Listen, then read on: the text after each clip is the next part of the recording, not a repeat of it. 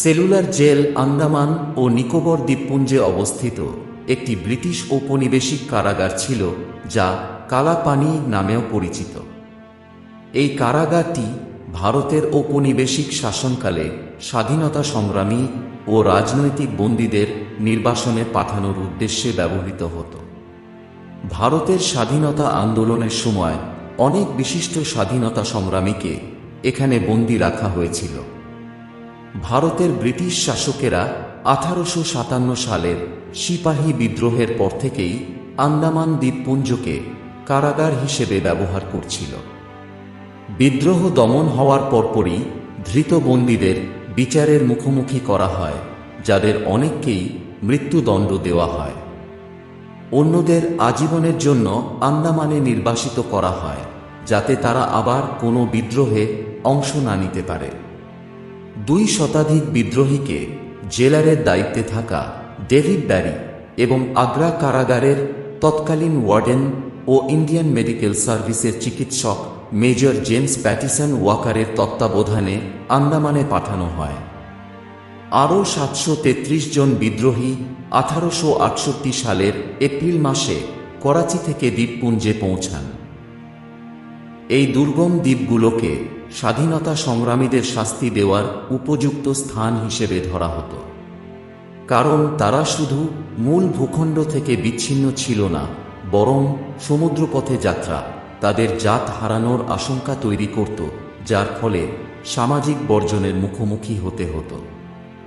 বন্দীদের শৃঙ্খলিত অবস্থায় বাধ্য করা হতো জেল, ভবন এবং বন্দর নির্মাণে কাজ করতে।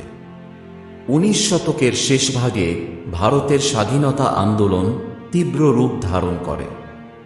এর ফলে আন্দামানে পাঠানো বন্দীদের সংখ্যা বাড়তে থাকে এবং একটি উচ্চ নিরাপত্তা বিশিষ্ট জেলের প্রয়োজনীয়তা দেখা দেয়। 1889 সালে ব্রিটিশ রাজ সরকারের home secretary Charles James Lyle এবং ইন্ডিয়ান মেডিকেল সার্ভিসের চিকিৎসক এএস লেথব্রিজ উভয়ই সিদ্ধান্তে পৌঁছান যে আন্দামানে নির্বাসনের শাস্তি তাদের উদ্দেশ্য পূরণ করতে পারছে না, বরং অপরাধীরা স্বেচ্ছায় সেখানকার কারাদণ্ড গ্রহণ করতে আগ্রহী হচ্ছিল, কারণ এটি ভারতীয় জেলের তুলনায় তুলনামূলক সহজ মনে হতো। তারা প্রস্তাব দেন যে শাস্তির অংশ হিসেবে একটি দণ্ডনীতির পর্যায়ে থাকা উচিত, যার মাধ্যমে আন্দামানে পৌঁছানোর পর বন্দীদের কঠোর শাস্তির মধ্যে দিয়ে যেতে হবে।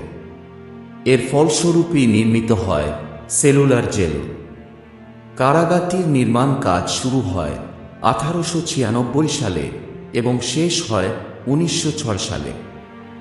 ব্রিটিশ স্থপতি জেমস ওয়াকার এটি নির্মাণ করেন। জেলটি ছিল একটি 3 তলা বিশিষ্ট 7টি উইং বিশিষ্ট দণ্ডায়মান ভবন, যা একটি কেন্দ্রীয় টাওয়ার থেকে সূর্যের কিরণের মতো ছড়িয়ে পড়ে। টাওয়ার থেকে কারারক্ষীরা বন্দীদের উপর নজরদারি করত। প্রতিটি শাখাতে মোট 696টি সেল ছিল। প্রতিটি সেলে একটি করে বায়ু চলাচলের জন্য ভেন্টিলেটর ছিল, যা মাটির থেকে প্রায় 10 ফুট ওপরে স্থাপন করা ছিল। সেলুলার জেল নামটির উৎস এই পৃথক সেলগুলোর মধ্যে নিহিত, যেগুলি এমনভাবে তৈরি করা হয়েছিল যাতে একজন বন্দীও অন্য কোনো বন্দীর সঙ্গে যোগাযোগ করতে না পারে। শাখাগুলোর মধ্যে সেলগুলোর মুখোমুখি অবস্থান এমনভাবে পরিকল্পিত ছিল যে একটি শাখার সেলের সম্মুখ ভাগ থেকে আরেকটি শাখার সেলের পশ্চাৎভাগ দেখা যেত। ফলে একজন বন্দী অন্যের মুখ দেখতে বা যোগাযোগ করতে পারত না। সকলেই নিঃসঙ্গ বন্দিত্বে আবদ্ধ থাকত।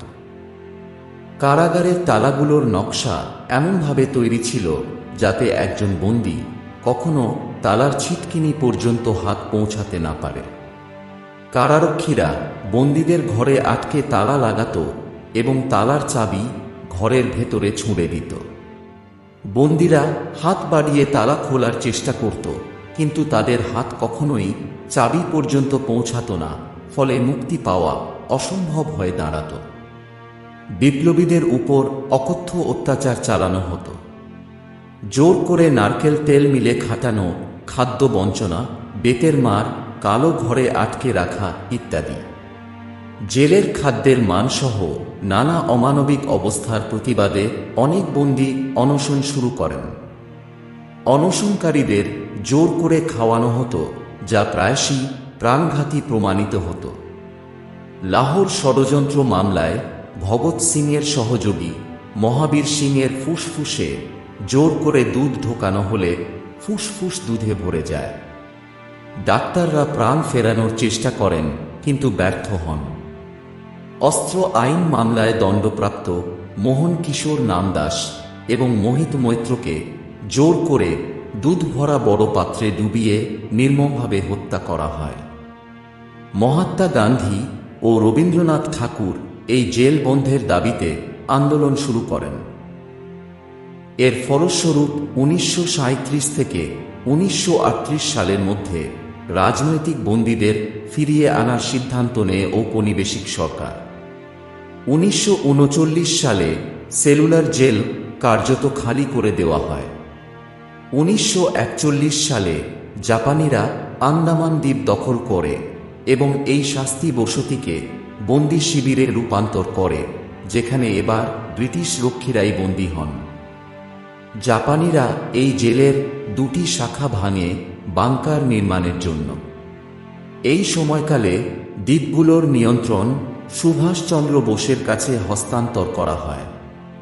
তিনি পোর্ট ব্লেয়ারের জিমখানা গ্রাউন্ডে প্রথমবারের মতো ভারতীয় জাতীয় পতাকা উত্তোলন করেন।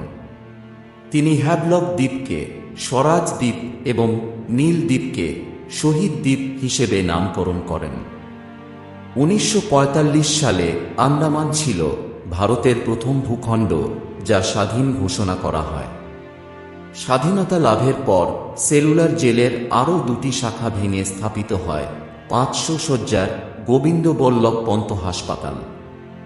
1979 সালে ভারতের তৎকালীন প্রধানমন্ত্রী মোরারজি দেশাই সেলুলার জেলকে জাতীয় স্মৃতিসৌধ হিসেবে ঘোষণা করেন। বর্তমানে জেল প্রাঙ্গণে গাইডসহ ঘুরে দেখার সুযোগের পাশাপাশি সন্ধ্যাবেলায় লাইট অ্যান্ড সাউন্ড শো প্রদর্শন করা হয়, যেখানে বন্দীদের সংগ্রাম ও দুর্ভোগের কাহিনী উপস্থাপিত হয়। জেল মিউজিয়ামে বিপ্লবীদের ব্যবহৃত জিনিস, ছবি ও নথিপত্র সংরক্ষিত আছে। সেলুলার জেল শুধুই একটি ভবন নয়, এটি ভারতের আত্মত্যাগ, লড়াই, বেদনা ও বিজয়ের এক প্রতীক। এখানে পা দিলে অনুভব করা যায় সেই যন্ত্রণা আর আত্মমর্যাদার ইতিহাস যা আমাদের স্বাধীনতার মূল ভিত্তি।